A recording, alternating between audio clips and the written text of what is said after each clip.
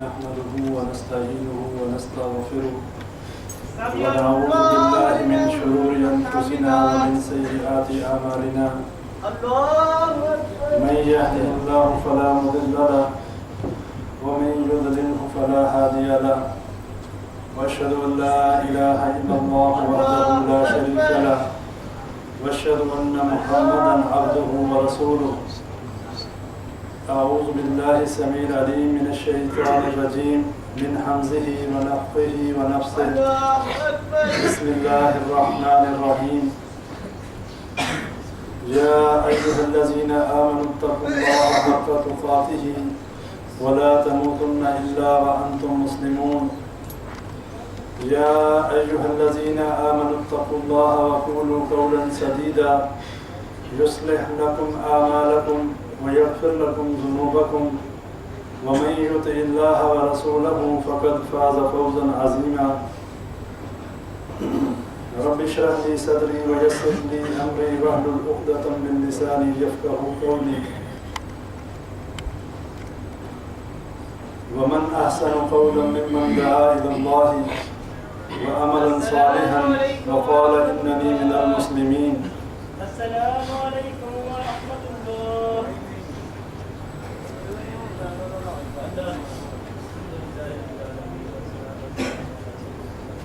تمام تعریفیں اللہ تبارک و تعالیٰ کی ذات مبارکہ کے لیے اور ان گنت درود و سلام نبی اکرم صلی اللہ علیہ وسلم کے لیے،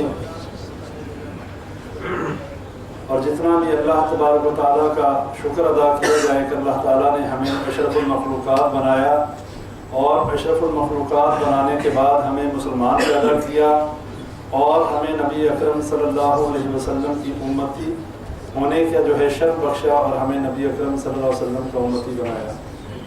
ہم نے پچھلے درس میں ہم نے جو باتیں سیکھنے اور سمجھنے کی کوشش کی تھی وہ قبروں کو سجدے کرنا، قبروں کو کے ارد گرد طواف کرنا، قبروں پر جا کر غیر اللہ کے لیے ذبح کرنا، اس کے بارے میں احادیث آپ بھائیوں کے سامنے رکھی تھی، اور وہ دو احادیث دوبارہ بیان کر کے ہم اگلے جو ہے وہ سبق کی طرف چلتے ہیں کہ نبی اکرم صلی اللہ علیہ وسلم نے 4 لوگوں پر لعنت فرمائی تھی، اور وہ 4 لوگ کون تھے؟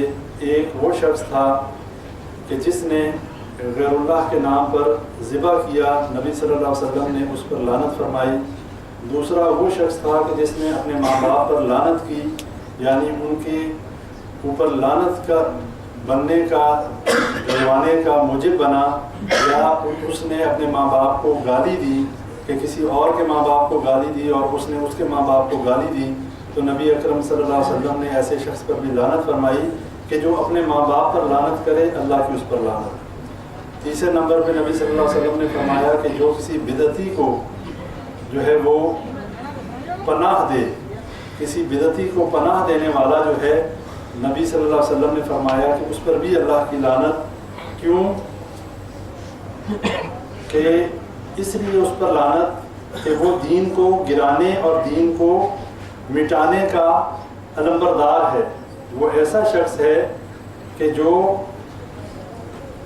جس کے ذریعے سے دین کی بنیادیں جو ہیں ان کو کھوکھلا کرنے کا وہ موجب ہے، اس کے ذریعے سے دین کو نقصان پہنچ سکتا ہے، اور ایسا نقصان پہنچ سکتا ہے کہ جس کے ہوتے ہوئے کہ کوئی شخص بدعت اس لیے ایجاد کرتا ہے کہ وہ یہ نہیں سمجھتا کہ یہ برا کام ہے، بلکہ وہ نیکی سمجھ کر ایک کام کرتا رہتا ہے.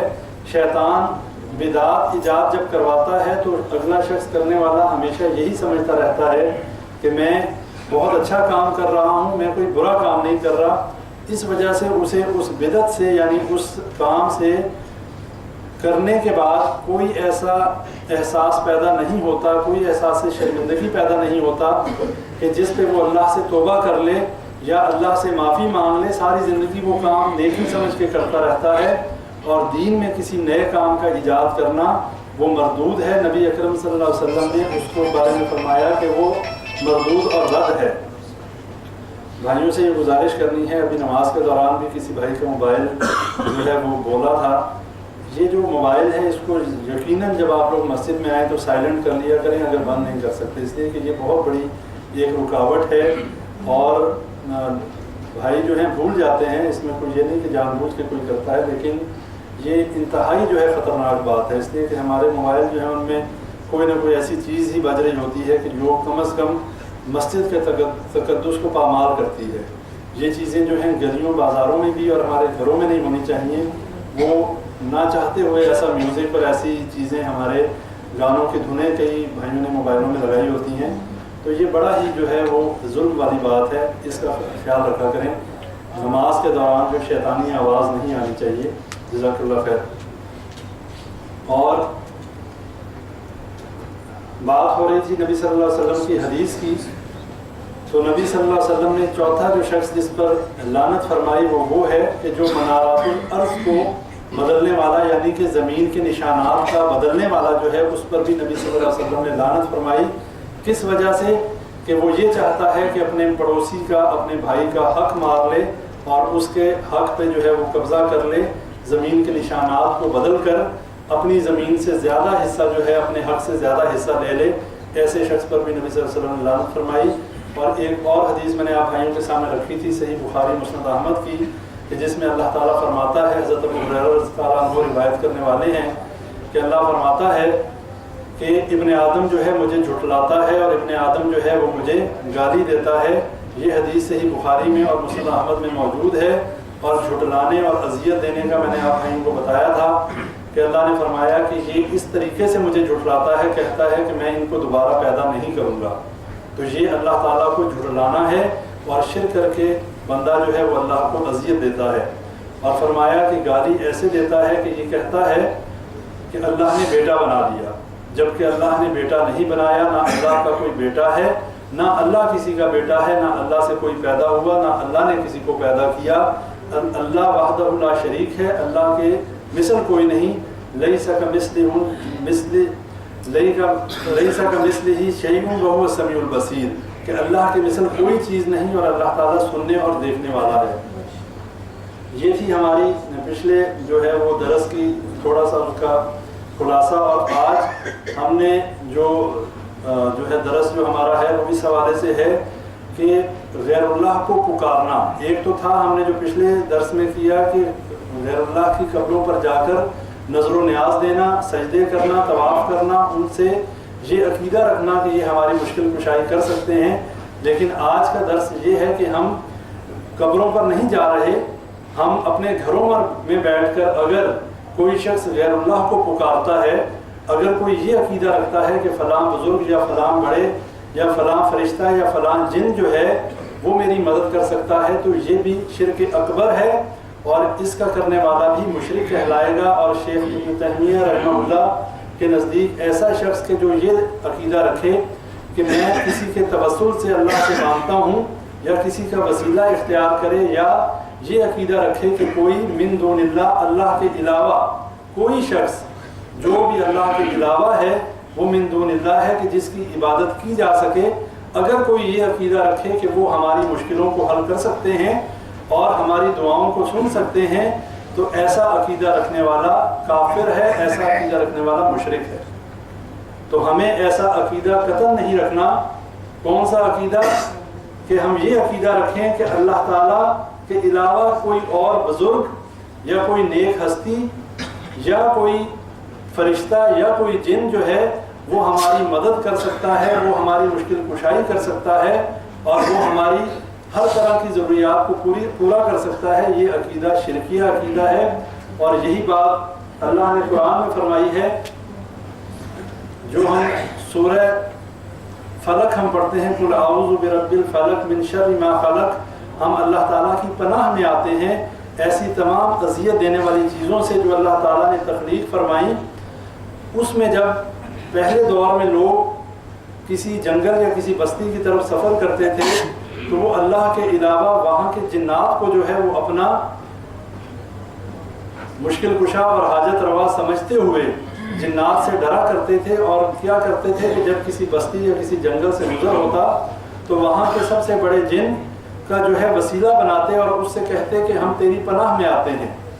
اللہ قرآن میں ان کے بارے میں سورہ جن میں اس کا ذکر کرتا ہے کہ جب لوگوں نے جنوں کو جو ہے اپنے لیے مشکل کشا اور حاجت روا بنانا شروع کر دیا تو جن اور سرکش ہو گئے، ان کا غرور اور بڑھ گیا۔ انہوں نے کہا کہ یہ انسان جو ہے یہ ہمیں بہت طاقتور سمجھتا ہے اور ہماری پناہ میں آتا ہے، جس وجہ سے وہ اور سرکشی کرنے لگے۔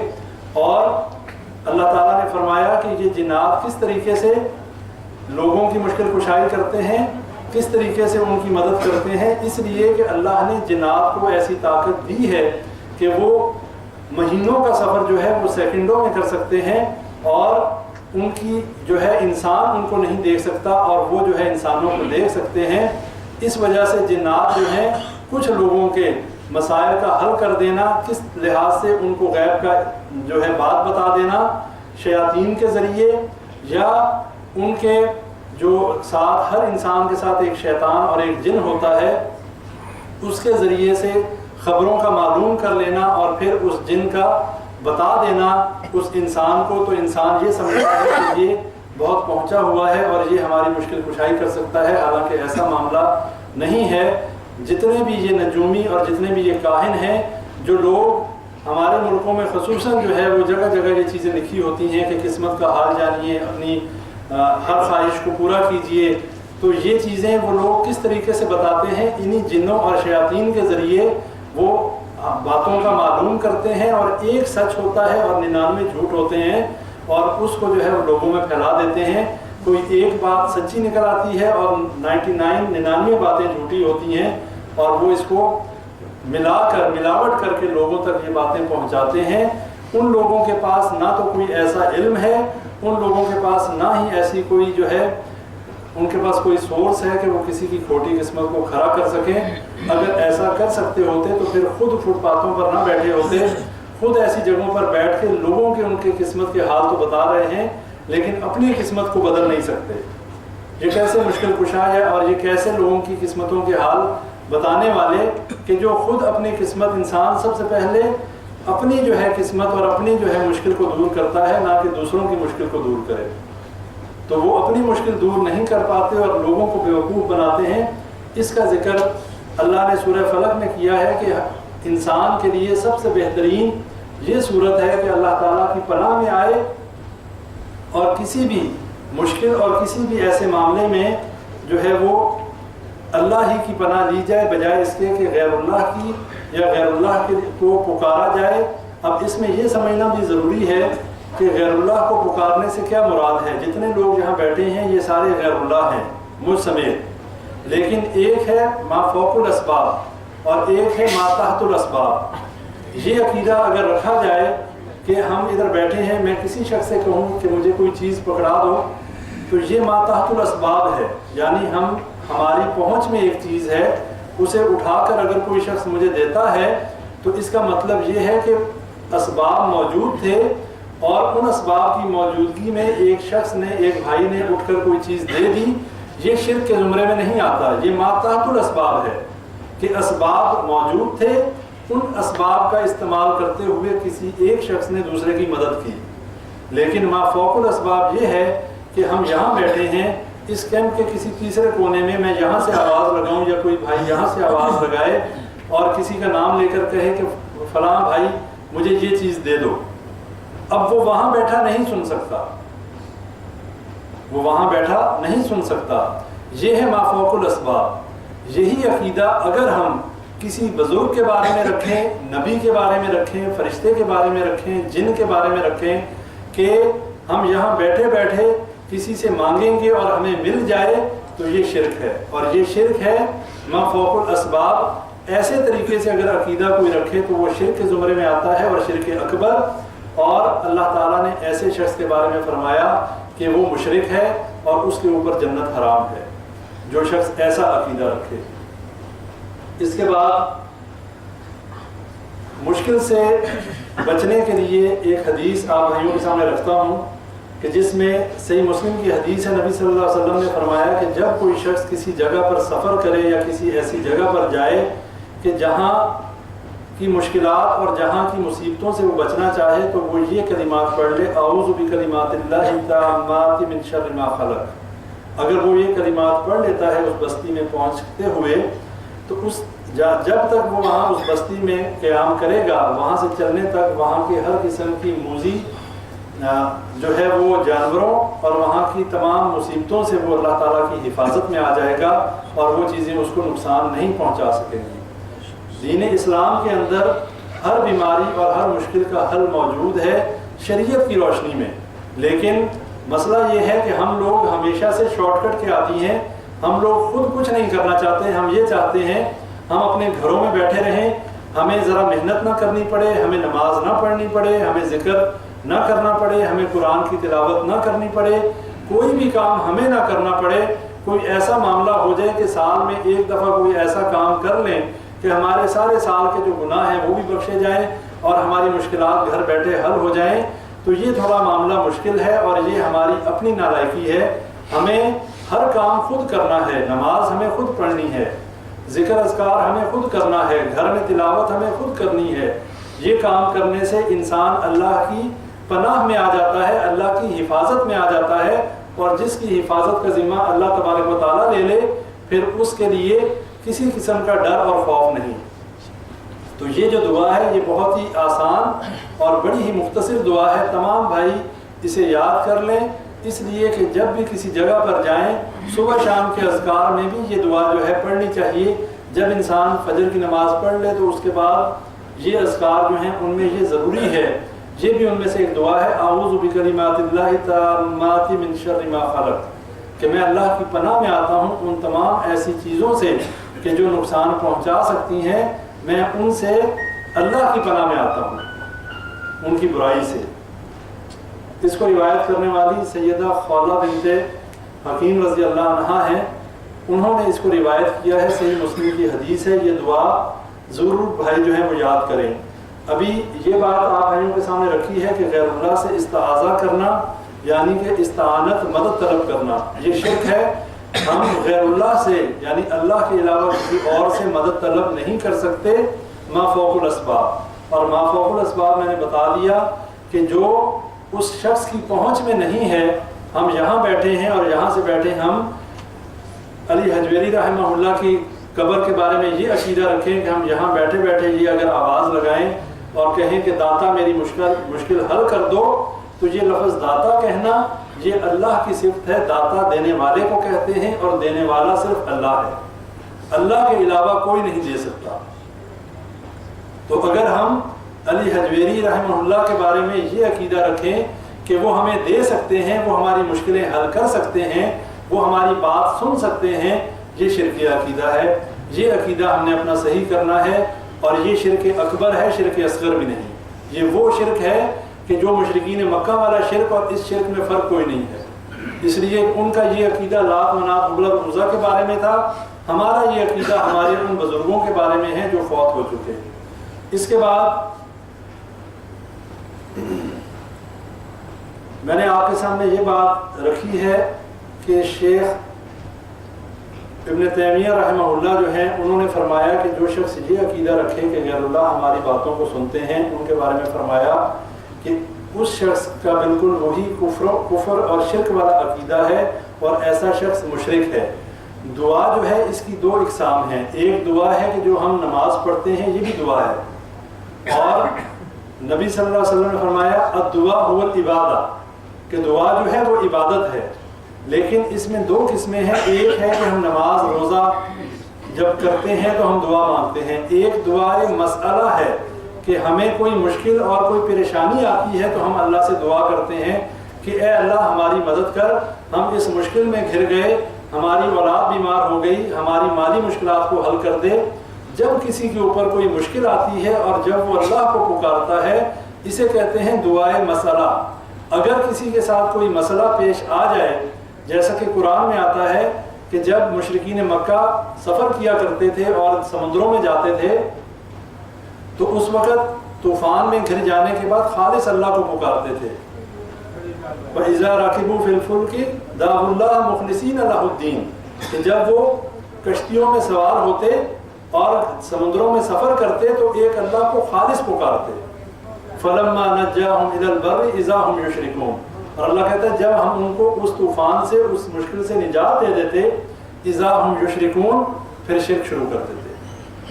تو مشرکین مکہ کی یہ خوبی تھی کہ جب کسی مشکل میں وہ گھر جاتے، جب کسی مشکل میں وہ مبتلا ہو جاتے، ایک اللہ کو خالص پکارتے، یعنی کشتیوں میں طوفانوں میں پھنس جاتے تو اللہ کو خالص پکارتے۔ اللہ کہتا جب میں انہیں نجات دے دیتا فلما نجاہم الی البر اذا ہم یشرکون، جب میں ان کو اس مشکل سے نجات دے دیتا پھر شرک شروع کر دیتے، یعنی کہ وہ جب طوفان سے نکل کے خشکی پر آ جاتے پھر لات منات حبل اور عزا کی پوجا شروع ہو جاتی۔ اللہ کہتا کہ اگر میں انہیں سمندروں میں غرق کر سکتا ہوں تو کیا میں ان کو خشکی میں غرق نہیں کر سکتا؟ اگر میں ان کو سمندر کے اندر ہلاک کر سکتا ہوں تو کیا میں خشکی میں ان کو زمین میں نہیں دھنسا سکتا؟ اور یہ مثال ہمارے سامنے ہے، دیکھ لیں کہ ابھی بھی جو لوگ سمندروں میں نہیں ہیں، جو خشکی میں ہیں، سمندر ان کے گھروں میں آ جاتا ہے۔ ابھی جو طوفان آیا یا جو سیلاب آیا جاپان کا جو معاملہ ہوا اس میں تو زلزلہ آیا تھا، اس میں کوئی سیلاب تو نہیں آیا تھا۔ زلزلہ آنے کی وجہ سے جو تباہی ہوئی اور اللہ تبارک و تعالیٰ نے جو لکھا ہوا تھا، جس کو اس عذاب کا جو ہے وہ پہنچنا تھا، اس کا عذاب کا حصہ اسے ملنا تھا اور اس نے چکھنا تھا، وہ حصہ اس کو ملا۔ اور اس حصے کا آپ اندازہ لگا لیں کہ وہ حصہ کس طریقے سے ملا کہ اس زلزلے کی وجہ سے جو ایک سونامی پیدا ہوا، ایک بہت بڑا طوفان کی شکل اختیار کر لی سمندر نے، اور وہی سمندر جو ہے وہ گھروں تک پہنچ گیا اور لوگوں کے گھر جو ہیں ہر چیز کو پانی بہا کر لے گیا۔ اور یقین کر لیں یہ اللہ کے لشکر ہیں، یہ ہوا، یہ پانی، یہ سمندر، یہ پہاڑ، یہ تمام اللہ کے لشکر ہیں۔ یہ جتنے جاندار، یہ جانور، یہ ہر چیز اللہ کے لشکروں میں سے لشکر ہے۔ کہیں پہ اللہ نے ہوا کے لشکر کو استعمال کیا، کہیں اللہ نے پانی کے لشکر کو استعمال کیا۔ فرعون کو ڈبونے والا بھی یہ پانی تھا۔ یہ زمین جو ہے یہ بھی اللہ تعالیٰ کے لشکروں میں سے لشکر ہے۔ اگر کوئی زمین میں دھنس جائے، اللہ کا حکم ہو جائے، قارون کا اتنا خزانہ، اتنے اونٹ بھرے ہوئے خزانوں کی چابیاں اٹھائے ہوئے زمین میں دھنس گئے اور زمین میں غرق ہو گئے۔ اور جس وقت قارون اپنے لشکر اور اپنے پورے قافلوں کے ساتھ نکلا، اور اس قافلے کے جس کے خزانوں کی چابیاں اٹھائے ہوئے اونٹوں کے پورے قافلے تھے، اور جو لوگ دیکھنے والے تھے انہوں نے حسرت اور خواہش کا اظہار کیا کہ کاش ہم بھی ایسے ہوتے۔ اور جب وہ غرور کرتا ہوا نکلا اور اللہ نے جب اس کو اس کے قافلے سمیت، اس کے خزانے کی چابیاں اٹھائے ہوئے اونٹوں سمیت غرق کر دیا، پھر ہر شخص کہنے لگا کہ اللہ کا شکر ہے ہم ایسے نہیں تھے، اللہ ہمیں ایسا نہ کرے۔ انسان ہے تو بڑا کمزور نا، جب ذرا سی مشکل آتی ہے پھر ایک دم مایوس ہو جاتا ہے، اور پھر ایک دم جو ہے اسے سمجھ نہیں آتی اور اس وقت بالکل نا امید ہو کر رہ جاتا ہے۔ اور لیکن جب یہی انسان سرکشی اور بغاوت میں بڑھتا ہے تو پھر انا ربکم الاعلی کے دعوے کرتا ہے، کہتا ہے میں تو سب سے بڑا رب ہوں۔ اس لیے یہ بات اپنے ذہنوں میں رکھ لیں کہ ہم بہت ہی کمزور اور بہت ہی ناشکر قسم کی مخلوق ہیں، اور ہمیں اللہ کا شکر ادا کرنا چاہیے۔ اللہ قرآن میں ہمارے بارے میں کہتا ہے کہ بہت جلدی مایوس ہو جانے والا اور بہت ہی عجلت کرنے والا، بہت جلد باز اور بہت ہی ناشکرا ہے یہ انسان۔ اس لیے ہمیں اللہ کا ہر وقت شکر ادا کرنا چاہیے، اور ہمیں کسی کی دولت سے محروم ہو کر، کسی کے پاس چار پیسے دیکھ کر فوراً یہ دعائیں نہیں کرنی شروع کر دینی چاہیے کہ اللہ کاش میرے پاس بھی اتنی دولت ہوتی، اور کسی کی تنگ دستی کو دیکھ کر فوراً ہی مایوس بھی نہیں ہو جانا چاہیے، بلکہ ہر حال میں اللہ کا شکر ادا کریں اور ہر حال میں اللہ کی حمد و ثنا کریں کہ اللہ جس حال میں ہے تیرا شکر ہے، تو نے ہمیں ہاتھ پاؤں سلامت دیے، ہم معذور نہیں ہیں۔ اپنے سے اوپر دیکھنے کی بجائے اپنے سے نیچے دیکھیں۔ اسی طرح شیخ ثناء اللہ حنفی جو ہیں رحمہ اللہ، وہ فرماتے ہیں، اور احناف کی بہت ہی مستند کتاب ہے فتاوی بزازیہ، اس میں بھی یہ بات موجود ہے کہ جو شخص یہ عقیدہ رکھے کہ یہ بزرگ جو بھی من دون اللہ ہیں، اللہ کے علاوہ بزرگوں سے فیض یاب ہونے کے عقیدے رکھے، بزرگوں سے مشکل کشائی کے عقیدے رکھے، बुज़ुर्गों को ये समझे कि ये आलिमुल गैब हैं, ये गैब की बातें जानते हैं।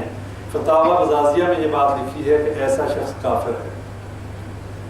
ये वो किताबें हैं जो कि बड़ी ही मुस्तनद किताबें, और शेख सनाउल्लाह हनफी रहमहुल्लाह का वाज़े उनके मक़ालात मौजूद हैं। उन्होंने बड़ी तफसील में इस बात के ऊपर उन्होंने एक किताब लिखी है। उस किताब का नाम ही ये है कि गैरुल्लाह यानी बुज़ुर्गों से ये अकीदा रखना उनके मरने के बाद कि ये हमारी मुश्किल कुशाई करते हैं। ज़िंदगी में तो इंसान फिर भी दुआ करवा सकता है, शरई है, शरीयत में इसकी इजाज़त है किसी बुज़ुर्ग से कहना कि मेरे लिए दुआ करें उनकी ज़िंदगी में। लेकिन मरने के बाद ये अकीदा रखना कि वो कब्र में ज़िंदा हैं, या वो हमारी मुश्किल कुशाई कर सकते हैं, या वो हमें कुछ हमें फ़ायदा दे सकते हैं। शेख सनाउल्लाह हनफी रहमहुल्लाह के नज़दीक भी ऐसा शख्स जो है वो मुशरिक और काफिर है, और उसके शिर्क में ज़रा भर भी कोई शक व शुबा नहीं। लिहाजा हमें ये बात अपने जहन में रखनी है कि हमें जो है अकीदे तौहीद को सही समझना है। हर किस्म के शिर्क से हमें अपने आप को बचाना है, इसलिए कि जो रास्ता नबी अकरम सल्लल्लाहु अलैहि वसल्लम ने हमें बता दिया, जिस रास्ते पर चलने के बाद हम शिर्क और बिदअत से बच सकते हैं, अगर हमें इस बात का इल्म हो जाने के बाद भी हम अपने रास्ते को, अपनी रविश को तब्दील नहीं करते, तो उस शख्स के लिए बहुत बड़ी वईद है। सूरह निसा में आयत नंबर 115 में अल्लाह फरमाता है, वमन युशाक़िक़िर रसूल मिन बअदि मा तबय्यन लहुल हुदा वयत्तबि गैर सबीलिल मुमिनीन नुवल्लिही मा तवल्ला व नुस्लिही जहन्नम वसाअत मसीरा, कि जो नबी सल्लल्लाहु अलैहि वसल्लम के रास्ते को छोड़कर और मोमिनीन के रास्ते को छोड़कर, सही रास्ते को छोड़कर किसी और रास्ते की तरफ जाने की कोशिश करेगा या करता है, अल्लाह ताला कहता है हम उसे उसी तरफ जाने देते हैं, हम उसे रोकते नहीं, उसी रास्ते पर जाने देते हैं, और बिला आखिर उसका ठिकाना जो है वो जहन्नम है। और फरमाया कि बहुत ही बुरा ठिकाना है वो, वनुस्लिही जहन्नम वसाअत मसीरा, कि बहुत बुरा ठिकाना है वो और उसका ठिकाना जहन्नम है। तो भाइयों ये बात भी अपने जहनों में रख लें कि हमें किसी हालत में भी शिर्क जैसी बीमारी में मुलव्वस नहीं हुआ, और ये बात हमें समझ आ जानी चाहिए कि अकीदे तौहीद क्या है, तौहीद रबूबियत क्या है, तौहीद उलूहियत क्या है, तौहीद अस्मा व सिफ़ात क्या है। शिर्क में हमने काफ़ी ज़्यादा अल्हम्दुलिल्लाह अल्लाह की तौफीक से हमने काफ़ी चीज़ें पढ़ ली हैं, और मुझे उम्मीद है कि जितने भाइयों तक जो बात पहुँची है उन्हें कम से कम शिर्क के बारे में पता चल चुका है कि शिर्क क्या चीज़ है। इसकी काफ़ी ज़्यादा इक़साम और तफसीलन आगे आएंगी इंशाअल्लाह, वो भी हम उनको भी समझने की कोशिश करेंगे कुरान और हदीस की रोशनी में। और इस तगाज़ा के ऊपर बात हो रही थी कि एक हदीस आप भाइयों के सामने रखता हूँ। नबी सल्लल्लाहु अलैहि वसल्लम के दौर में एक मुनाफिक जो है सहाबा को बहुत ज़्यादा तंग किया करता था, बहुत ज़्यादा अजियत दिया करता था। तो सहाबा ने मिलकर जो है ये सोचा कि हम नबी अकरम सल्लल्लाहु अलैहि वसल्लम के पास चलते हैं और उनसे ये उनके सामने ये बात रखते हैं कि ये जो मुनाफिक है ये हमें बहुत ज़्यादा तंग करता है, इससे निजात का कोई उनसे जो है हम सिलसिला कुछ करते हैं। सहाबा जब नबी सल्लल्लाहु अलैहि वसल्लम के पास पहुँचे और फरमाया कि ये शख्स जो है फला मुनाफिक जो है ये हमें बहुत तंग करता है, हम आपके पास मदद की अपील लेकर आए हैं। हालांकि ये जो है शरम इसमें कोई कबाहत नहीं थी, नबी सल्लल्लाहु अलैहि वसल्लम साहिब इख्तियार भी थे और उनके पास ताकत भी थी, वो मदद कर भी सकते थे, लेकिन फिर भी सहाबा को ये सबक देना था। फरमाया कि अल्लाह से इस्तिगासा जो है करो और अल्लाह से मदद मांगो, मैं तुम्हारी मदद नहीं कर सकता। यानी सहाबा को ये बताना था कि मैं मुश्किल कुशा और हाजत रवा नहीं हूँ, मैं अल्लाह की तरफ से भेजा गया रसूल हूँ जो तुम्हें खुशखबरी देने वाला और डराने वाला है। इसके अलावा कोई मेरे बारे में ये अकीदा रखे कि नबी सल्लल्लाहु अलैहि वसल्लम जो हैं वो आलिमुल गैब हैं, उनके पास गैब का इल्म है, वो गैब की बातों को जानते हैं, ये बातिल अकीदे हैं। इसलिए कि नबी सल्लल्लाहु अलैहि वसल्लम ने खुद फरमा दिया, अल्लाह ने नबी सल्लल्लाहु अलैहि वसल्लम के ज़रिए फरमा दिया कि मेरे पास गैब की कोई कुंजियाँ नहीं, ना मेरे पास गैब की बातें हैं। अगर मेरे पास दिल में गैब होता तो मैं अपने लिए बहुत सारी भलाइयाँ इकट्ठी कर लेता और मुझे कोई भी रंज और तकलीफ ना आती। और इसकी मिसाल आप भाइयों के सामने पहले भी रखी कि हज़रत आयशा रज़ी अल्लाह अन्हा के ऊपर ये तोहमत लगी, मुनाफिकीन ने तोहमत लगाई और نبی صلی اللہ علیہ وسلم کو 2 مہینے تک اس بات کی سچائی کے بارے میں پتہ نہ چلا جب تک اللہ نے وحی کے ذریعے نہیں بتا دیا۔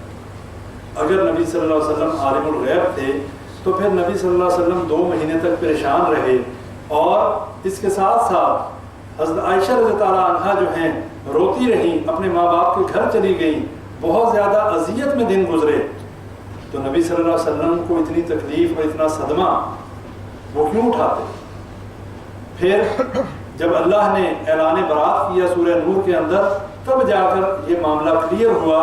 ایک یہودیوں اور جو ہے وہ منافقوں کے گروہ نے آ کر نبی صلی اللہ علیہ وسلم سے کہا کہ ہمیں 70 جو ہیں وہ قرآن جو ہیں وہ دے دیں، ہم دین سیکھنا چاہتے ہیں، قرآن پڑھنا چاہتے ہیں۔ نبی صلی اللہ علیہ وسلم نے دے دیے، انہوں نے جا کر ان کو شہید کر دیا۔ اب نبی صلی اللہ علیہ وسلم اگر عالم الغیب تھے تو نبی صلی اللہ علیہ وسلم کو پہلے کیوں نہیں پتہ چل گیا کہ میں اگر ان کو دوں گا تو یہ ان کو شہید کر دیں؟ یہ وہ تمام باتیں ہیں۔ اسی طرح غزوہ احد میں نبی صلی اللہ علیہ وسلم کے دندان مبارک کا شہید ہونا، ان کا گڑھے میں گرنا، ان کو تکلیف کا پہنچنا، یہ تمام وہ باتیں ہیں کہ یہ تمام چیزیں نبی صلی اللہ علیہ وسلم کو اس چیز کا علم نہیں تھا کہ میرے ساتھ یہ معاملہ ہوگا۔ اگر انہیں یہ علم پہلے سے ہوتا تو اس کی بچت کے لیے، اس سے بچنے کے لیے کوئی تدبیر کر لیتے۔ تو یہ بڑی واضح آیات قرآن میں موجود ہیں۔ تاریخ کے یہ واقعات ہمارے لیے اس بات میں سبق ہیں کہ نبی صلی اللہ علیہ وسلم کے پاس نہ تو علم غیب تھا اور نہ ہی نبی صلی اللہ علیہ وسلم کسی کی مشکل کشائی کر سکتے تھے۔ اللہ تعالیٰ جو وحی کے ذریعے علم نبی صلی اللہ علیہ وسلم کو دے دیتا تھا، اس کے ذریعے نبی صلی اللہ علیہ وسلم لوگوں کو بتا دیتے تھے، اور جب وحی نہیں آتی تھی نبی صلی اللہ علیہ وسلم بھی نہیں بتا پاتے تھے۔ سورہ کہف میں یہ پورا واقعہ موجود ہے جس میں مشرکین اور یہودیوں نے جب نبی صلی اللہ علیہ وسلم سے بیت المقدس کے بارے میں سوال کیا تو نبی صلی اللہ علیہ وسلم نے فرمایا کہ میں کل بتا دوں گا، اور انشاءاللہ کہنا بھول گئے۔ اللہ تعالیٰ نے چونکہ ہمارے لیے اس کو سبق بنانا تھا، اللہ تعالیٰ نے قرآن میں آیات نازل کر دی کہ جب بھی آپ کسی کام کا ارادہ کریں، کہیں کہ میں کروں گا تو انشاءاللہ لازمی کہا کریں۔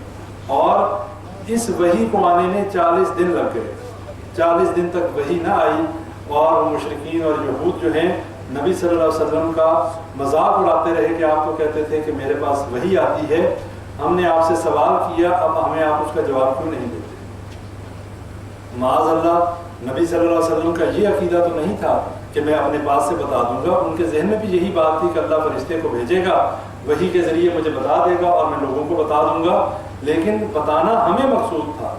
جو ہر کام کرنے سے پہلے نہ تو کبھی انشاءاللہ کہتے ہیں، نہ کبھی اللہ کی مرضی کو شامل کرتے ہیں۔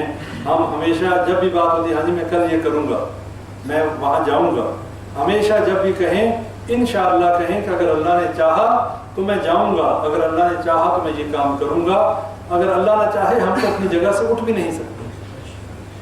تو یہ عقیدے کی باتیں ہیں، یہ چھوٹی چھوٹی باتیں ہمیں ہمارا عقیدہ توحید سمجھاتے ہیں، اور یہ باتیں قرآن میں ہمارے لیے اس میں سبق ہے کہ نبی صلی اللہ علیہ وسلم سے زیادہ برگزیدہ ہستی کوئی نہیں۔ امام الانبیاء، خاتم النبیین اور تمام نبیوں کے سردار ہونے کے علاوہ قیامت کے دن بھی حمد کا جھنڈا نبی صلی اللہ علیہ وسلم کے ہاتھ میں ہوگا، اور فضیلت یہ ہوگی کہ تمام نبی جب انکار کر دیں گے سفارش کرنے سے تو نبی صلی اللہ علیہ وسلم کے پاس یہ اعزاز ہوگا کہ وہ سفارش کریں گے اور نبی صلی اللہ علیہ وسلم کی شفاعت قبول کی جائے گی۔ لیکن اللہ نے اپنی توحید میں، اپنی جو ہے ربوبیت اور الوہیت میں کسی نبی کو کوئی اختیار نہیں دیا۔ اللہ خالق ہے، باقی سب مخلوق ہے۔ رہی بات نبی اکرم صلی اللہ علیہ وسلم کے مرتبہ اور منزلت کی، تو ان جیسی مخلوق میں کوئی ہستی نہیں، اور کسی مسلمان کا ایمان مکمل ہی نہیں ہوتا کہ جب تک وہ نبی اکرم صلی اللہ علیہ وسلم کے لیے اپنی جان، اپنے مال، اپنی اولاد، اپنے اہل و عیال، اپنے ماں باپ، سب سے زیادہ نبی صلی اللہ علیہ وسلم سے محبت کرنے والا نہ ہو، اس کا ایمان ہی مکمل ہے۔ چاہے جتنی مرضی یہود و نصارہ کے ساتھ دوستیاں لگ جائیں، جتنی مرضی ان کو ہم اپنا دوست بنا لیں، لیکن مومن اور مسلمان کا ایمان مکمل ہونے کے لیے حضرت عمر رضی اللہ تعالیٰ عنہ خلفائے راشدین میں سے دوسرے نمبر پہ، اور جن کی فضیلت میں احادیث ہیں کہ اگر نبی صلی اللہ علیہ وسلم کے بعد کوئی نبی ہوتا تو عمر نبی ہوتا رضی اللہ تعالیٰ عنہ۔ یہ فضیلت ہے. اور جس رستے سے حضرت عمر رضی اللہ تعالیٰ عنہ جو ہے گزر جاتے ہیں، نبی صلی اللہ علیہ وسلم نے فرمایا شیطان وہ رستہ چھوڑ دیتے. وہ عمر رضی اللہ تعالیٰ، لیکن جب انہوں نے نبی اکرم صلی اللہ علیہ وسلم سے فرمایا کہ مجھے اپنی جان کے علاوہ باقی تمام چیزوں سے، اپنے مال، اپنے ماں باپ، ہر چیز سے زیادہ آپ سے محبت ہے، نبی صلی اللہ علیہ وسلم نے فرمایا عمر تیرا ایمان مکمل ہے. پھر فرمایا کہ مجھے اپنی جان سے بھی زیادہ آپ عزیز ہیں، نبی صلی اللہ علیہ وسلم نے فرمایا ہاں اب تیرا ایمان مکمل ہے. اور ہمیں تو یہ بات تو ہمارے لیے ویسے ہی لازمی ہے، فرض ہے ہمارے اوپر کہ ہماری محبت نبی صلی اللہ علیہ وسلم کے ساتھ اپنی جان، مال، اولاد، ہر چیز سے زیادہ ہونی چاہیے. لیکن بات یہ ہے کہ ہم اگر یہ دعویٰ کر بھی لیں، ہمارا عمل اس کو جھٹلا دیتا ہے. ہمارا عمل جو ہے وہ ہمارے قول و فعل میں تضاد آ جاتا ہے. اللہ قرآن میں فرماتا ہے یا ایھا الذین آمنوا لما تقولون ما لا تفعلون، کہ ایسی بات کیوں کہتے ہو جو کرتے نہیں. کبر مقتا عند اللہ ان تقولوا ما لا تفعلون، اللہ کے نزدیک برا ترین وہ شخص ہے جو بات کہتا ہے اور اس پر عمل نہیں کرتا. ہم یہ تو کہتے رہیں کہ نبی صلی اللہ علیہ وسلم سے ہمیں اپنی جان، مال، اولاد، ہر چیز سے زیادہ محبت ہے، لیکن اس کے باوجود ہمارا جسم، ہمارا عمل، ہمارا اٹھنا بیٹھنا، ہمارے اعمال، ہمارے افکار، ہماری سوچ، ہر چیز جو ہے وہ اس کے برعکس ہو، تو ہم سے بڑا جھوٹا نہیں ہے کوئی. پھر ہم اپنی بات میں جھوٹے نہیں تو کیا ہے. اگر ہم اس بات کا ابھی ہم جتنے لوگ، ہم دوسرے لوگوں کی بات نہیں کرتے، جتنے لوگ ہم یہاں بیٹھے ہیں ہم اپنی بات کرتے ہیں. ہمارے ملک میں کیا ہو رہا ہے، ہمارے جو ہیں حکمران کیا کر رہے ہیں، وہ سارا ایک، وہ تو ہماری جیسے ہم ہیں ویسے ہمارے حکمران ہیں، جیسے ہمارے کالے کرتوت ہیں ویسے ہی ان کے کرتوت ہونے ہیں. کوئی آسمان سے تو نہیں اتر رہے. جب ہم خود صحیح نہیں تو ہمارے حکمران بھی تو ویسے ہی ہوں گے. اگر ہم صحیح ہوتے تو ہمارے اوپر بندے بھی صحیح ہوتے. ہم صحیح نہیں، ہم دین سے محبت کرنے والے نہیں، ہم نبی سے محبت کرنے والے نہیں، اسی لیے ہم نے ایسے لوگوں کے اپنے اوپر بٹھایا ہے کہ جو سارے ہی کیے کرائے میں پانی پھیرنے والے، اور جن کے نزدیک دین اسلام کی کوئی حیثیت نہیں. ان کے لیے یہودی آئے یا عیسائی آئے، عیسائیت پھیل جائے یا یہودیت پھیل جائے، ان کو اپنے مال اور ان کو اپنے جو ہے عیاشیوں سے فرصت نہیں. تو بات یہ ہے کہ جتنے لوگ ہم یہاں بیٹھے ہیں، کیا ہم نبی اکرم صلی اللہ علیہ وسلم سے جان، مال، اولاد، ہر چیز سے زیادہ محبت کرتے ہیں؟ اگر تو ہم کرتے ہیں، پھر ہمیں اپنے 24 گھنٹوں میں اپنے جسم کے اوپر اس شریعت کو نافذ کرنا ہوگا. پھر ہم آدھا تیتر آدھا بٹیر بن کے نہیں گزارا کر سکتے. پھر ہمارے اٹھنے اور بیٹھنے، ہمارے بول چال، ہمارے کسی سے معاملات تمام کے تمام شریعت کے مطابق ہونے چاہیے. آپ جتنے لوگ یہاں بیٹھے ہیں تمام کے تمام سمجھدار بھی ہیں اور تمام کے تمام عقل اور شعور رکھتے ہیں. اگر آپ لوگ صرف یہ بات اپنے ذہنوں میں بٹھا لیں کہ ہم نے شریعت محمدی صلی اللہ علیہ وسلم کے مطابق اپنی زندگی کو گزارنا ہے اور اس کے مطابق عمل کرنا ہے، تو میرے بھائیوں آپ اتنے لوگ ہیں کہ یہ پورا کیمپ کیا، ادھر ہزاروں لوگ ہیں، آپ سارے لوگ ان کی زندگیاں بدلنے اور اپنی زندگیاں بدلنے کے لیے کافی ہیں. اگر ہر بندہ یہ سمجھ لے کہ میں نے اپنی اصلاح کرنی ہے، میرے کمرے میں جتنے لوگ رہنے والے ہیں میں نے ان کی اصلاح کرنی ہے، دیکھیں کیسے ماحول بدلتا ہے. کسی کو گالی نہیں دینی، مسلمان کو گالی دینا فسق ہے اور اس کو قتل کرنا کفر ہے. اور ہماری زبان میں گالیاں تو ایسے ہوتی ہیں جیسے کہ تقیہ کلام ہوتا ہے. ہماری بات کا آغاز ہی گالی سے ہوتا ہے. یہ فسق ہے بھائیوں، یہ فسق و فجور میں آتا ہے. کسی کو گالی نہیں دینی، کسی کا حق نہیں مارنا، کسی کی جو ہے غیبت نہیں کرنی. یہ تمام معاملات ہمیں اپنی اصلاح کرنی ہے، ہمیں مسلمان اور مومن بننا ہے، اور وہ بننے کے لیے ہمیں اپنی اصلاح کرنی ہے اور اس دعوے کو سچا ثابت کرنا ہے کہ ہم واقعی نبی صلی اللہ علیہ وسلم سے محبت کرتے ہیں. اور یہ محبت ہر لحاظ سے ہونی چاہیے. اس میں کسی قسم کی دو نمبری نہیں ہونی چاہیے. اس میں کسی قسم کی جو ہے نا وہ ریاکاری اور کسی قسم سے کہ ہم آپس میں ایک دوسرے کو دھوکہ دے سکتے ہیں، اللہ کو دھوکہ نہیں دے سکتے. اللہ تعالیٰ دلوں کے حال جانتا ہے، اللہ تعالیٰ ذہنوں میں پیدا ہونے والے خیالات سے واقف ہے، اللہ کو معلوم ہے. ہم اگر کوئی دروازہ بند کر کے اکیلے کمرے میں بھی کوئی برائی کریں گے یا کرنے کا ارادہ کریں گے تو اللہ وہاں پر بھی جانتا ہے اور دیکھتا ہے۔ اللہ ایسے ہی ہماری اشارت کے قریب نہیں ہے، اللہ تعالیٰ ہر چیز کا دیکھنے اور سننے والا ہے، اللہ کے مثل کوئی چیز نہیں۔ اس لیے ہم ایک دوسرے سے اگر بچ سکتے ہیں، چھپ سکتے ہیں، لیکن اللہ سے نہ تو چھپ سکتے ہیں نہ بچ سکتے ہیں۔ ہو سکتا ہے کہ یہ جو سلسلہ چل رہا ہے اس میں ہمیں اتنی مہلت نہ ملے، لیکن میں یہ پیغام آپ بھائیوں تک پہنچا دینا چاہتا ہوں کہ ہم لوگ یہ دیکھتے ہیں کہ بات کرنے والا کون ہے، ہم یہ نہیں دیکھتے کہ بات کی کیا جا رہی ہے۔ اس لیے کہ میرا اپنا بھی کبھی یہ دعویٰ نہیں ہے کہ میں بڑا کوئی نیک اور پارسا آدمی ہوں، میں آپ لوگوں سے بھی زیادہ گنہگار ہوں، لیکن کوشش اور تڑپ صرف یہ ہے کہ ہم اپنی اصلاح کر لیں۔ جو بات کی جا رہی ہے کتاب اللہ اور سنت رسول اللہ کی، اس کو میں بھی عمل کروں اور آپ بھی اس پر عمل کریں، میں بھی اس کے مطابق اپنی زندگی کو گزاروں، آپ بھی گزاریں۔ اس لیے کہ حدیث میں آتا ہے مومن مومن کے لیے آئینہ ہے، اور ہم سارے ایک دوسرے کے لیے آئینہ ہیں، جس میں ہمیں اپنی ہی شکل نظر آتی ہے۔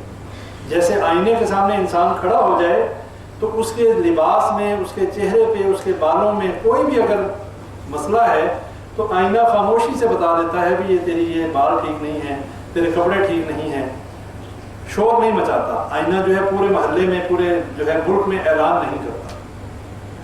یہی مومن کا معاملہ ہے۔ اگر ہمارے کسی بھائی کے اندر کوئی کمی یا کوتاہی ہے، ہمارا فرض ہے کہ ہم اس کی اصلاح ایسے طریقے سے کریں کہ دوسرے بھائی کو بھی پتہ نہ چلے، اور وہ جس کو بتایا جا رہا ہے وہ بھی یہ نہ سمجھے کہ بتانے والا اپنے آپ کو تو بڑا علامہ سمجھتا ہے اور مجھے مشرک اور کافر سمجھتا ہے۔ بھائیو، یہ طریقہ کار غلط ہے۔ ہمیں اپنی اور دوسروں کی اصلاح کرنی ہے تو ہمیں اپنے آپ کو ان کے برابر ہی سمجھنا چاہیے، ہمیں اپنے آپ کو ان سے افضل نہیں سمجھنا چاہیے۔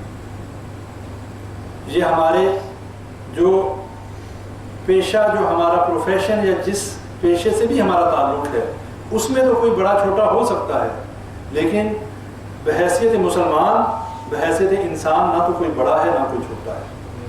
ان اکرمکم عند اللہ اتقاکم، تم میں اللہ کے نزدیک زیادہ نزدیک وہ ہے کہ جو تقوی میں زیادہ ہے۔ اس لیے یہ وہ باتیں ہیں کہ جو ہم سب کو ایک صف میں کھڑا کرتی ہیں، جو کسی کو نہ تو بڑا کرتی ہیں نہ کسی کو چھوٹا کرتی ہیں۔ یہ دنیا کا جو نظام ہے، اس میں کوئی بادشاہ، کوئی وزیر، کوئی بڑا، کوئی چھوٹا، کوئی امیر، کوئی غریب تو ہے، لیکن اللہ کے نزدیک نہ تو کسی امیر کی دولت اللہ کو مروب کر سکتی ہے نہ کسی کی بادشاہ۔ اللہ کے جو ہے وہ ہمارے دلوں کو دیکھتا ہے، اللہ ہمارے اعمال کو دیکھتا ہے، اللہ ہماری شکلوں اور ہمارے مال کو نہیں دیکھتا۔ اس لیے ہم میں سے کوئی بھی اگر اللہ کے قریب ہونا چاہتا ہے، ہم میں سے کوئی بھی یہ چاہتا ہے کہ ہم اللہ سے محبت کرنے والے بن جائیں اور اللہ ہم سے محبت کرنے لگ جائے، پھر ہمارے لیے راستہ صرف ایک ہے۔ کسی گروہ، کسی جماعت، کسی فرقہ واریت کی بات نہیں کرتا، ایک راستہ ہے۔ قُلْ إِن كُنتُمْ تُحِبُّونَ اللَّهَ فَاتَّبِعُونِي يُحْبِبْكُمُ اللَّهُ وَيَغْفِرْ لَكُمْ ذُنُوبَكُمْ وَاللَّهُ غَفُورٌ رَحِيمٌ۔ اللہ نے قرآن میں بتا دیا کہ اے نبی صلی اللہ علیہ وسلم کہہ دیجئے، اگر تم اللہ سے محبت کرنا چاہتے ہو فَاتَّبِعُونِي، میری اطاعت کرو۔ کس کی؟ نبی اکرم صلی اللہ علیہ وسلم کی۔ جب میری اطاعت کرو گے تو پھر کیا ہوگا؟ یحببکم اللہ، اللہ تم سے محبت کرنے لگے گا، اور جب اللہ محبت کرنے لگے گا پھر کیا کرے گا؟ وَيَغْفِرْ لَكُمْ ذُنُوبَكُمْ، اللہ تمہارے گناہوں کو معاف کر دے گا۔ وَاللَّهُ غَفُورٌ رَحِيمٌ، اللہ تعالیٰ معاف کرنے والا اور رحم کرنے والا ہے۔ کتنا آسان دین ہے، بہت ہی آسان دین ہے، ہم نے اسے مشکل بنا دیا۔ اس آسان دین کو سمجھیے، کتاب اللہ اور سنت رسول اللہ کو تھامیے، اس کے مطابق عمل کیجئے، انشاءاللہ دنیا میں بھی کامیاب اور آخرت میں بھی کامیاب۔ کیا خیال ہے؟ کتاب اللہ اور سنت رسول اللہ کو تھامیں گے انشاءاللہ؟ ہم میں سے نہ تو کوئی حنفی ہے، نہ کوئی شافی ہے، نہ کوئی مالکی ہے، نہ کوئی حنبلی ہے، نہ کوئی دیوبندی، بریلوی، یہ ساری چیزیں ہم صرف اور صرف مسلمان ہیں، اور ہمارے لیے کتاب اللہ اور سنت رسول اللہ یہی سب سے زیادہ قابل عمل ہے۔ اور یہ بات ذہنوں میں رکھ لیں، اگر کوئی اپنے آپ کو دیوبندی کہتا رہے، کوئی اپنے آپ کو بریلوی کہتا رہے، کوئی اپنے آپ کو کچھ نام کہتا رہے، لیکن کتاب اللہ اور سنت رسول اللہ کو تھام کر چلے گا، جو بات اللہ نے فرما دی، جو بات نبی صلی اللہ علیہ وسلم نے فرما دی، اس پر اس نے اپنا عمل رکھا، انشاءاللہ جنتی ہے۔ لیکن اگر اپنا نام اہل سنہ والجماع رکھ لے، اپنا نام جو مرضی رکھ لے، اہل حدیث رکھ لے، اپنا نام اہل سنت رکھ لے، لیکن کام اہل البدع والے ہوں، عمل جو ہے وہ اس کے خلاف ہو، اگر اہل حدیث کہنے والا عمل حدیث کے خلاف کرے گا تو اہل حدیث نہیں، جنت میں جانے والا نہیں۔ یہ بات کہنے کی نہیں ہے، ہمیں پھل اس چیز کا ملے گا جو ہم نے عمل کیا۔ اگر کہنے سے کام بنتا، ہر بندہ ہی اپنا نام اہل سنت والجماعت رکھ لیتا، ہر بندہ اپنا نام اہل حدیث رکھ لیتا، ہر بندہ اپنے آپ کو، یہ جتنے بھی گروہ بندیاں ہیں یہ نبی صلی اللہ علیہ وسلم کی پیشن گوئی ہے، اور نبی صلی اللہ علیہ وسلم نے 1400 سال پہلے فرما دیا تھا کہ یہودیوں کے 71 فرقے ہوئے، عیسائیوں کے 72 فرقے ہوئے، میری امت کے 73 فرقے ہوں گے، اور فرمایا کلہم فی النار الا ملۃ واحدہ۔ یہ بہت سخت بات ہے، آج ہم 73 سے بھی بہت آگے نکل گئے۔ یہ نبی صلی اللہ علیہ وسلم نے، بھائی اپنے ذہنوں سے یہ غلط فہمی نکال دیں، نبی صلی اللہ علیہ وسلم نے ہمیں ایک خبر دی تھی کہ میری امت کے بھی 73 فرقے ہوں گے، یعنی یہ یہود و نصارہ ہی کے پیچھے چلیں گے، جیسے وہ فرقوں میں بٹ گئے یہ بھی بٹ جائیں گے، لیکن ساتھ یہ بھی فرما دیا کلہم فی النار، تمام کے تمام جہنم میں جانے والے، الا ملۃ واحدہ، صرف ایک جماعت، اور وہ کون سی؟ اگر نبی صلی اللہ علیہ وسلم کہتے کہ جی دیوبندی جائیں گے، مثال کے طور پہ آج ساری جماعتوں کا نام دیوبندی ہوتا، اب دیوبندی کوئی جماعت نہیں ہے، دیوبندی ایک جگہ ہے، دیوبند ایک جگہ ہے، ایک مدرسہ ہے، یہ اس کے ساتھ ایفیلیشن ہونے سے کوئی دیوبندی نہیں بن جاتا، یا حنفی امام ابو حنیفہ کی طرف نسبت کرنے سے ان کی طرف ان کے تلامذہ نے نسبت کی، یہ کوئی اس کو جماعت بنا لینا یا اس کو کوئی منہج بنا لینا۔ امام ابو حنیفہ کیا تھے؟ ان کے لیے بھی کتاب اللہ اور سنت رسول اللہ تھی، انہوں نے بھی کہا اذا صح الحدیث فہو مذہب، جب صحیح حدیث آ جائے میرا وہی مذہب ہے۔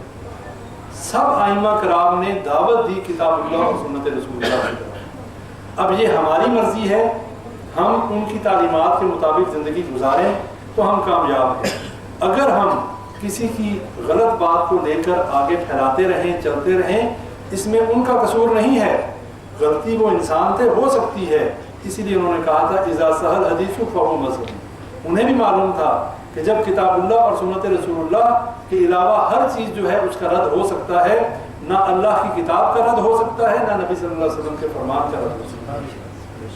اس لیے ہمیں بھی دین انہی چیزوں سے لینا چاہیے۔ جب ہمارے سامنے قرآن کی آیت آ جائے آمنا و صدقنا، جب نبی صلی اللہ علیہ وسلم کا فرمان آ جائے وہیں پہ آمنا و صدقنا کریں۔ اس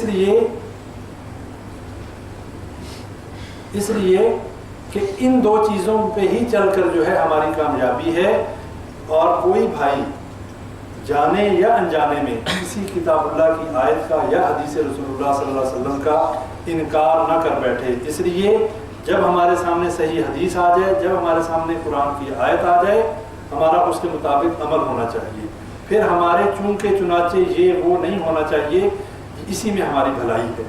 اور آج ہمارا سب سے بڑا المیہ یہی ہے کہ ہم فرقہ واریت کا شکار ہو چکے۔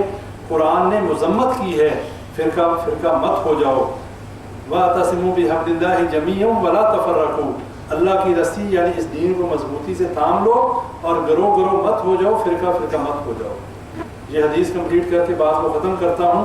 جب نبی صلی اللہ علیہ وسلم نے فرمایا ایک جماعت جنت میں جائے گی، صحابہ نے پوچھا من ہی یا رسول اللہ صلی اللہ علیہ وسلم، وہ کون سی جماعت ہے؟ نبی صلی اللہ علیہ وسلم نے فرمایا ما انا علیہ و اصحابی، جس پر میں اور میرے صحابہ ہیں۔ اور ایک روایت میں آتا ہے ما انا علیہ فی الیوم و اصحابی، کہ جس پر آج میں اور میرے صحابہ ہیں وہ جماعت جنت میں جائے گی۔ آپ سب جو ہیں اسی جماعت کو تھام لیں۔ وہ کون سی جماعت ہے؟ نبی صلی اللہ علیہ وسلم والی جماعت، صحابہ والی جماعت۔ جو انہوں نے کیا وہی آپ بھی کریں، جو انہوں نے نہیں کیا مت کریں۔ حضرت ابوبکر صدیق رضی اللہ تعالیٰ عنہ، عشرہ مبشرہ، یہ سارے صحابہ جو ہیں اپنے ساتھ نسبتیں لگائے بغیر صرف محمدی ہو کر جنت میں چلے گئے تو ہم نہیں جا سکتے۔ اگر ہم اسوہ ابو بکر کو لے لیں اگر ہم اسوہ عثمان کو لے لیں رضی اللہ تعالیٰ عنہ، اگر ہم اسوہ جو ہے عمر رضی اللہ تعالیٰ عنہ کو لے لیں، اگر ہم آئمہ اور جتنے محدثین کو لے لیں، ان تمام کی دعوت کیا تھی؟ اطیع اللہ و اطیع الرسول۔ وہ امام شافعی ہوں، وہ امام مالک ہوں، وہ امام احمد ہوں، وہ امام ابو حنیفہ رحمہ اللہ ہوں، تمام کی دعوت کتاب اللہ اور سنت رسول اللہ کی دعوت تھی۔ ساتھ انہوں نے یہ بھی فرما دیا کہ اگر صحیح حدیث آ جائے تو اس کو لے لو، اس لیے کہ انہیں معلوم تھا کہ ان سے غلطی ہو سکتی ہے، اگر غلطی نہیں ہو سکتی تو صرف نبی اکرم صلی اللہ علیہ وسلم سے غلطی نہیں ہو سکتی، وہ معصوم عن الخطا ہے اور اللہ کی وحی ان پر آتی ہے، اس وجہ سے ان سے غلطی نہیں ہو سکتی، باقی ہر انسان سے غلطی ہو سکتی ہے۔ لہٰذا اپنے لیے حجت جو ہے وہ کتاب اللہ اور سنت رسول اللہ کو بنائیں، باقی کسی کی بات اس کے علاوہ اگر صحیح ہے ضرور مانیں، اگر غلط ہے تو چھوڑ دیں۔ تو اللہ سے دعا کریں اللہ تعالیٰ ہمیں صحیح معنوں میں کتاب اللہ اور سنت رسول اللہ پر عمل کرنے کی توفیق عطا فرمائے۔